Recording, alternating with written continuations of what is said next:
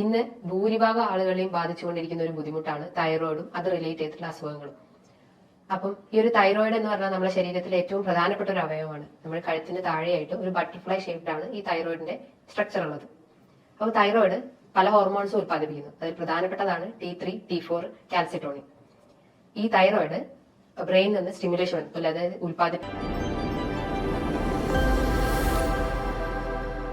എല്ലാവർക്കും നമസ്കാരം. ഞാൻ doctor Juhi Das, Q&V health കെയറിലെ ഹോമിയോപ്പതിക് ഫിസിഷ്യനാണ്. ഇന്ന് ഭൂരിഭാഗം ആളുകളെയും ബാധിച്ചുകൊണ്ടിരിക്കുന്ന ഒരു ബുദ്ധിമുട്ടാണ് തൈറോയിഡും അത് റിലേറ്റ് ചെയ്തിട്ടുള്ള അസുഖങ്ങളും.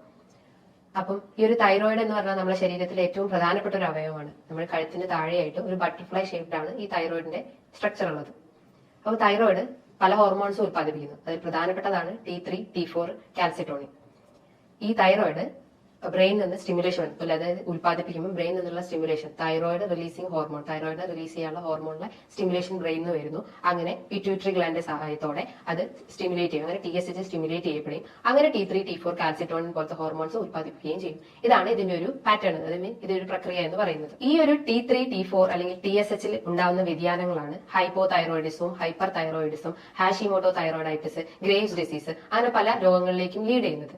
ഹൈപ്പോ തൈറോയിഡിസം എന്ന് പറയുമ്പോൾ T3, T4 കുറയുകയും TSH കൂടുകയും ചെയ്യുന്നു. അതായത് ഹോർമോണിന്റെ പ്രവർത്തനം ഇല്ലാത്തൊരവസ്ഥ. അപ്പൊ അവിടെ സ്റ്റിമുലേറ്റ് ചെയ്യപ്പെടും. അതുകൊണ്ടാണ് TSH കൂടുന്നതും T3, T4 കുറയുന്നതും ചെയ്യുന്നത്. അപ്പൊ ഇതിന്റെ പ്രധാനപ്പെട്ട ലക്ഷണം ഹൈപ്പോ തൈറോയിഡിസം എന്ന് പറയുമ്പോൾ അവിടെ നമ്മുടെ ബോഡി എല്ലാം ഒരു ലോ സ്റ്റേജിലോട്ട് പോകുന്നു. പ്രധാനമായിട്ടും നമുക്ക് മൂഡ് സ്വിങ്സ് ഉണ്ടാവും. അതായത് ഒരു കൺഫ്യൂഷൻ, നമുക്ക് ഒന്നും ചെയ്യാനുള്ള ഒരു ഇൻട്രസ്റ്റ് ഉണ്ടാവില്ല, ഒരു ഇൻട്രസ്റ്റ് ഇല്ലാത്തൊരവസ്ഥ, അല്ലെങ്കിൽ ഒരു ലെതാർജി, ഒരു അലസത ഫീൽ ചെയ്യാം. മറ്റൊന്ന് നമുക്ക് മലബന്ധം വരാം, മോഷൻ കറക്റ്റ് ആവാത്ത അവസ്ഥ വരാം, അതായത് മോഷൻ പോകുമ്പോൾ ടൈറ്റ് ആയിട്ട് പോകുന്ന ഒരു അവസ്ഥ. അതേപോലെ തന്നെ സ്കിന്നിൽ ഡ്രൈനെസ് ഉണ്ടാവും, ഒരു ഡീഹൈഡ്രേറ്റ് ഫീലിംഗ് ഉണ്ടാവും, അല്ലെങ്കിൽ ഡ്രൈനെസ് ഫീൽ ചെയ്യാം, ചർമ്മം മൊത്തം വരണ്ട പോലത്തെ ഒരു അവസ്ഥ വരാം. അതേപോലെ തന്നെ അമിതമായിട്ടുള്ള ക്ഷീണം, നമുക്ക് എപ്പോഴും ഉറങ്ങണം എന്നുള്ളൊരു ടെൻഡൻസി വരും. അമിതമായിട്ടുള്ള ക്ഷീണം വരുവാണെങ്കിലും ഹൈപ്പോ തൈറോയിഡിസം ആണെന്ന് മനസ്സിലാക്കാം. അതേപോലെ തന്നെ ഹൈപ്പോ തൈറോയിഡിസിന്റെ മറ്റു ലക്ഷണങ്ങളാണ് മുടി കൊഴിയുക, അതായത് മുടി പൊട്ടിപ്പൊഴിഞ്ഞ് മുടി കൊഴിയുന്ന ഒരവസ്ഥ. അതുപോലെ വിശപ്പ് കുറയുക, നമുക്ക് അപ്പറ്റൈറ്റ് വളരെ കുറഞ്ഞു പോകുന്ന അവസ്ഥയും അങ്ങനെ കോൺസ്റ്റിപ്പേഷനിലേക്കൊക്കെ ലീഡ് ചെയ്യാനുള്ള ഒരു ചാൻസ് ഉണ്ട്. അതേപോലെ തന്നെ അമിതമായിട്ടുള്ള ക്ഷീണം, വെയിറ്റ് കൂടാം, അതായത് ഹൈപ്പോ തൈറോയിഡ് ഉള്ള ആളുകൾക്ക് വെയിറ്റ് കൂടാനുള്ള ഒരു ടെൻഡൻസി ഉണ്ട്. പക്ഷേ ഹൈപ്പർ തൈറോയിഡിസം നോക്കുമ്പോൾ വെയിറ്റ് കുറയുന്ന ഒരു ചാൻസ് ആണ് കാണുന്നത്. ഇതേപോലെ തന്നെയാണ് മറ്റൊന്നാണ് ഹൈപ്പർ തൈറോയിഡിസം. ഹൈപ്പോ തൈറോയിഡിസം ഞാൻ നേരത്തെ പറഞ്ഞു TSH കൂടുന്നു. ഹൈപ്പർ തൈറോയിഡിസം ആണെങ്കിൽ ഇവിടെ TSH കുറയുന്നു. അതായത് ഓവർ ആയിട്ടുള്ള ഹോർമോൺ പ്രൊഡക്ഷൻ ആണ് ഇവിടെ വരുന്നത്. അപ്പം TSH എന്ത് പറയുന്നു, അത് കുറയ്ക്കാൻ നോക്കുന്നു. അപ്പൊ ഇവിടെ TSH കുറയും, T3, T4 കൂടുകയും ചെയ്യുന്നു. അപ്പൊ ഇതിന്റെ പ്രധാനമായിട്ടുള്ള ലക്ഷണം എന്ന് പറഞ്ഞു കഴിഞ്ഞാൽ ക്ഷീണം ഉണ്ടാവാം. അതേപോലെ തന്നെ നമുക്ക് മറ്റേ കേസിൽ പറയുമ്പോൾ കോൺസ്റ്റിപ്പേഷൻ, ഇവിടെയാണെങ്കിൽ മലബന്ധമല്ല, നമുക്ക് വയറിളകുന്ന പോലെ ഒരു ഡയറിയ ഫീലിങ്സ് വരാം. അതേപോലെ അമിതമായിട്ടുള്ള ക്ഷീണം, വെയിറ്റ് കുറയാം. അത്തരം ലക്ഷണങ്ങൾ ഉണ്ടെങ്കിൽ ഹൈപ്പർ തൈറോയിഡിസം ആണെന്ന് പറയാം. അതേപോലെ തന്നെ മെൻസസ് ട്രബിൾസ് വരും. അതായത് മെൻസസിന്റെ ഹൈപ്പോ തൈറോയിഡിസം ആണെങ്കിൽ മെൻസസ് അധികമാണ്, അതായത് പ്രൊഫ്യൂസ് ബ്ലീഡിംഗ് ആയിരിക്കും ഉണ്ടാവുക. പക്ഷെ ഹൈപ്പർ തൈറോയിഡിസം കേസസിൽ ബ്ലീഡിംഗ് കുറവായിരിക്കാം. അതേപോലെ നമുക്ക് നെർവസ്, ഭയങ്കര ആങ്സൈറ്റി ഫീലിംഗ് വരും. ഹൈപ്പോ തൈറോയിഡിസം ആണെങ്കിൽ നമുക്കൊരു മൂഡില്ലാത്ത ഒരവസ്ഥ. പക്ഷെ നേരെ ഹൈപ്പർ തൈറോയിഡിസം ആണെങ്കിൽ നമുക്ക് നെർവസ്, ആങ്സൈറ്റി, ഒരു പാൽപിറ്റേഷൻ, ഒരു കിതപ്പ് പോലെയൊക്കെ വരുന്നുണ്ടെങ്കിൽ അത് ഹൈപ്പർ തൈറോയിഡിസം ആണെന്ന് മനസ്സിലാക്കാം. ഇനി ഹൈപ്പർ തൈറോയിഡിസം അല്ലെങ്കിൽ ഹൈപ്പോ തൈറോയിഡിസം ഇത്തരം ലക്ഷണങ്ങൾ ഉണ്ടെങ്കിൽ നമ്മൾ ഒരു സ്കാനിങ്ങോ അല്ലെങ്കിൽ ബ്ലഡ് ടെസ്റ്റോ ഒക്കെ ചെയ്യേണ്ടതാണ്. ബ്ലഡ് ടെസ്റ്റ് എന്ന് പറയുമ്പോൾ പ്രധാനമായിട്ടും തൈറോയിഡ് ഫംഗ്ഷൻ ടെസ്റ്റ്. അതിന്റെ അകത്താണ് T3, T4, TSH ഇത്തരം ഹോർമോൺസിന്റെ വാല്യൂസ് നോക്കി കഴിഞ്ഞ് കഴിഞ്ഞാൽ നമുക്ക് ഹൈപ്പർ ആണോ ഹൈപ്പോ ആണോ എന്ന് മനസ്സിലാക്കാം. ഹൈപ്പർ തൈറോയിഡിസം ആണെങ്കിൽ T3, T4 കൂടുകയും TSH കുറയുകയും ചെയ്യുന്നു. ഹൈപ്പോ തൈറോയിഡിസം ആണെങ്കിൽ TSH കൂടുകയും T3, T4 കുറയുകയും ചെയ്യുന്നു. അത്തരം വാല്യൂസ് നോക്കിയിട്ട് നമുക്ക് ഹൈപ്പർ ആണോ ഹൈപ്പോ ആണോ എന്ന് നോക്കാം. കുറച്ചുകൂടി അഡ്വാൻസ്ഡ് ആയിട്ടുള്ള ടെക്നോളജി ആണെങ്കിൽ ഫ്രീ T3, T4 നമുക്ക് നോക്കാവുന്നതാണ്. ഇനി നമുക്ക് എന്തെങ്കിലും ആന്റിബോഡി ടെസ്റ്റും ചെയ്യാവുന്നതാണ്. അതേപോലെ TPO ഇത്തരം ആന്റിബോഡി ടെസ്റ്റുകൾ ഉണ്ടെങ്കിലും അതും ഈ ഒരു തൈറോയിഡിന്റെ ടെസ്റ്റ് ആയിട്ട് പറയുന്നു. ആന്റിബോഡി TPO എന്നൊക്കെ പറയുമ്പോൾ അതായത് നമ്മുടെ ഇമ്മ്യൂൺ സിസ്റ്റത്തിന് എത്രത്തോളം അത് എഫക്ട് ആയിട്ടുണ്ട്, അല്ലെങ്കിൽ ആന്റിബോഡീസ് എത്രത്തോളം നമ്മുടെ ബോഡിയിൽ ഉണ്ട് എന്നൊക്കെയാണ് ഈ TPO ടെസ്റ്റിലൂടെ മനസ്സിലാക്കുന്നത്.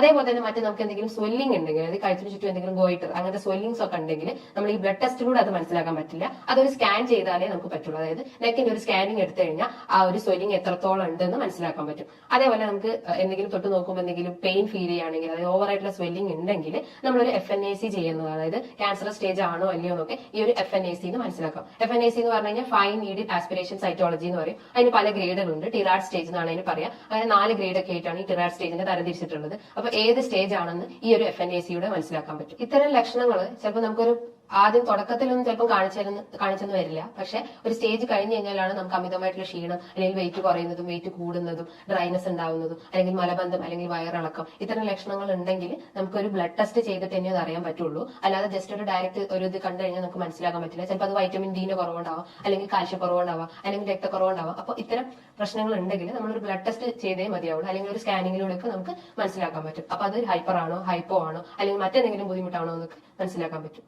ഈ ഒരു തൈറോയിഡ് റിലേറ്റഡ് ഇഷ്യൂസ് പല കാരണങ്ങൾ കൊണ്ടാവാം. പ്രധാനമായിട്ടും അമിതവണ്ണം ഉള്ളവർക്ക് തൈറോയിഡ് റിലേറ്റഡ് ഇഷ്യൂസ് വരാം. അതാണ് നേരത്തെ പറഞ്ഞത്, അത് വെയിറ്റ് കൂടാം, വെയിറ്റ് കുറയാം. അങ്ങനെ പല പ്രശ്നങ്ങളും അമിതവണ്ണം ഉള്ള ആളുകൾക്കും ഈ തൈറോയിഡ് ഇഷ്യൂസ് വരാം. അതേപോലെ തന്നെ അന്തരീക്ഷ മലിനം, അതായത് എൻവയോൺമെന്റൽ പൊല്യൂഷൻ കാരണം, അതായത് എന്തെങ്കിലും ടോക്സിൻസോ അല്ലെങ്കിൽ പെസ്റ്റിസൈഡ്സോ ഒക്കെ നമ്മുടെ ബോഡി രക്തത്തിൽ അലിഞ്ഞ് ചേരുമ്പോഴും ഈ ഒരു തൈറോയിഡ് ഇഷ്യൂസ് വരാം. അതേപോലെ തന്നെ പ്രഗ്നന്റ് ആയിട്ടുള്ള വുമൻസിലും ഈ ഒരു തൈറോയിഡ് പ്രോബ്ലം, അതായത് കൂടുതലായിട്ട് ഹോർമോൺ വേരിയേഷൻ നടക്കുമ്പോഴും ഈ ഒരു തൈറോയിഡ് ഇഷ്യൂസ് വരാനുള്ള ഒരു ചാൻസ് ഉണ്ട്. അതേപോലെ തന്നെ പ്രധാനമായിട്ടുള്ള ഒരു കാരണമാണ് അമിതമായിട്ടുള്ള ടെൻഷൻ, അതായത് അമിതമായിട്ടുള്ള സ്ട്രെസ്.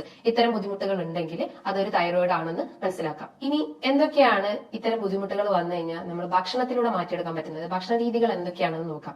അപ്പം പണ്ട് നമ്മൾ പല ദൂരദർശനിലൊക്കെ പല ആഡുകൾ കാണാറുണ്ട്. ഈ അയോഡിന്റെ അളവ് കുറഞ്ഞു കഴിഞ്ഞാൽ ഗോയിറ്റർ വരാം, അല്ലെങ്കിൽ ഹൈപ്പോതൈറോയിഡ്സ് ആവാം, ഹൈപ്പർ തൈറോയിഡ്സ് ആവാം എന്നൊക്കെ പറഞ്ഞു കേട്ടിട്ടുണ്ട്. അപ്പം പ്രധാനമായിട്ടും നമ്മൾ സാൾട്ടിന്റെ ഇൻടേക്ക് കുറഞ്ഞു കഴിഞ്ഞാലും ഈ ഒരു തൈറോയിഡ് ഇഷ്യൂസ് വരാനുള്ള ഒരു ചാൻസ് ഉണ്ട്. അപ്പൊ ഡെയിലി ഒരു 1-1.5 ടീസ്പൂൺ മാത്രമേ നമ്മൾ സാൾട്ട് എടുക്കാൻ പാടുള്ളൂ. അത് അധികമായി കഴിഞ്ഞാലും കുറഞ്ഞു കഴിഞ്ഞാലും തൈറോയിഡ് ഇഷ്യൂസ് വരാം. അതേപോലെ തന്നെ ഗ്ലൂട്ടൻ അടങ്ങിയിട്ടുള്ള ഡയറ്റ്, അതായത് ഗ്ലൂട്ടൻ അടങ്ങിയിട്ടുള്ള ഭക്ഷണങ്ങൾ കൂടുതലായിട്ട് കഴിക്കുമ്പോഴും, ഗ്ലൂട്ടൻ എന്ന് പറഞ്ഞു കഴിഞ്ഞാൽ ഒരു പ്രോട്ടീൻ ആണ്, അതായത് ഈ ആട്ട, മൈദ, റവ അതിലൊക്കെ കാണപ്പെടുന്ന ഒരു പ്രോട്ടീൻ ആണ്. അത് അധികമായിട്ട് എടുക്കുമ്പോഴും ഈ ഒരു തൈറോയിഡ് പ്രോബ്ലംസ് വരാം. അതേപോലെ തന്നെ മിൽക്ക് അതായത് പാലും പാലുൽപ്പന്നങ്ങളും എടുക്കുമ്പോഴും തൈറോയിഡ് ഇഷ്യൂസ് വരാം. അപ്പൊ അത്തരം ബുദ്ധിമുട്ടുകൾ, അത്തരം ഡയറ്റ് ഉണ്ടെങ്കിൽ അത് കഴിവതും ഒഴിവാക്കാൻ ശ്രമിക്കുക. അതേപോലെ മില്ലറ്റ് എന്ന് പറയുമ്പോൾ ഈ റാഗി അല്ലെങ്കിൽ ചോളം, തീന ഇത്തരം ഭക്ഷണങ്ങൾ ഉണ്ടെങ്കിൽ അതും എടുക്കുമ്പോൾ നമുക്ക് തൈറോയിഡ് വരാനുള്ള ഒരു ചാൻസ് ഉണ്ട്. ഇന്ന് പലർക്കും ഉള്ള ഒരു സംശയമാണ് ക്യാബേജ് അഥവാ ക്രൂസിഫറസ് വെജിറ്റബിൾസ് ഒക്കെ തൈറോയിഡ് പേഷ്യൻസിന് കഴിക്കാൻ പറ്റുമോ?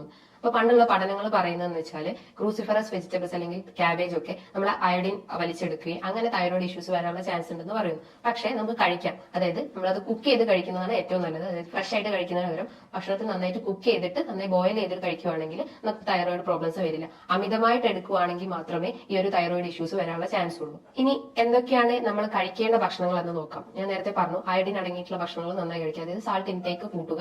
ഡെയിലി ഒരു 1.5 ടീസ്പൂൺ സാൾട്ട് എടുക്കുന്നതുകൊണ്ട് കുഴപ്പമൊന്നുമില്ല. അതേപോലെ സെലീനിയം അടങ്ങിയിട്ടുള്ള ഭക്ഷണം, സെലീനിയം ഒരു ആന്റി ഓക്സിഡന്റ് ആണ്. അപ്പൊ ഈ ഇൻഫ്ലമേഷൻ കുറയ്ക്കുകയും നമ്മുടെ ബോഡിയിൽ ആന്റി ടി പി അല്ലെങ്കിൽ ആന്റിബോഡീസ് ഒക്കെ കുറയ്ക്കാൻ സഹായിക്കും. അതായത് സെലീനിയം കൂടുതലായിട്ടുള്ള ഭക്ഷണം എന്ന് പറഞ്ഞു കഴിഞ്ഞാൽ മഷ്റൂംസ്, ഫിഷ് അല്ലെങ്കിൽ ചിക്കൻ, ഇതിനകത്ത് കൂടുതലായിട്ടും സെലീനിയം ഉണ്ട്. അപ്പൊ അത് ഭക്ഷണത്തിൽ ഉൾപ്പെടുത്താൻ ശ്രമിക്കുക. അതേപോലെ തന്നെ നമ്മൾ പാല്, ചായയൊക്കെ കുടിക്കുന്നവരാണെങ്കിൽ അതും പാൽ ഉൽപ്പന്നങ്ങളാണ്, അത് ഒഴിവാക്കാൻ ശ്രമിക്കുക. പകരം നമ്മൾ തൈര് ഉണ്ടെങ്കിൽ അത് ഒഴിവാക്കാൻ ശ്രമിക്കുക. അതേപോലെ തന്നെ നമ്മൾ എന്തെങ്കിലും ക്രൂസിഫറസ് വെജിറ്റബിൾസ് ഉണ്ടെങ്കിൽ അത് ഒഴിവാക്കാൻ ശ്രമിക്കുക. പകരം അയഡിനും സെലീനിയും അടങ്ങിയിട്ടുള്ള ഭക്ഷണം കൂടുതലായിട്ട് കഴിച്ചുകൊണ്ടേ നിൽക്കുക. അപ്പൊ നമുക്കൊരു പരിധി വരെ നമുക്ക് ഈ ഒരു തൈറോയിഡിനെ തടഞ്ഞു നിർത്താൻ സഹായിക്കുന്നതാണ്. ഇങ്ങനെ ഭക്ഷണത്തിലൂടെ തന്നെ നമുക്ക് ഒരു പരിധി വരെ ഈ ഒരു തൈറോയിഡ് പ്രോബ്ലംസ് മാറ്റിയെടുക്കാം. ഭക്ഷണത്തോടൊപ്പം തന്നെ നമ്മൾ നന്നായിട്ട് എക്സസൈസ് മെയിൻറ്റെയിൻ ചെയ്യുക, ബോഡി വർക്കൗട്ട് ചെയ്യുക, അല്ലെങ്കിൽ മറ്റെന്തെങ്കിലും വർക്കൗട്ട്സ് ഒക്കെ ചെയ്യുക. അങ്ങനെ പല വർക്കൗട്ട്സ് ഒക്കെ ചെയ്യുമ്പോഴും അതേപോലെ തന്നെ ഡയറ്റ് മെയിൻറ്റെയിൻ ചെയ്യുമ്പോഴും നമുക്ക് ഈ ഒരു തൈറോയിഡിന്റെ പ്രോബ്ലംസ് കുറയ്ക്കാം. തൈറോയിഡിന്റെ ഒപ്പം തന്നെ നമുക്ക് വൈറ്റമിൻ ഡിന്റെ പ്രശ്നം ഉണ്ടെങ്കിൽ വൈറ്റമിൻ ഡി സപ്ലിമെന്റ്സ് എടുക്കാവുന്നതാണ്.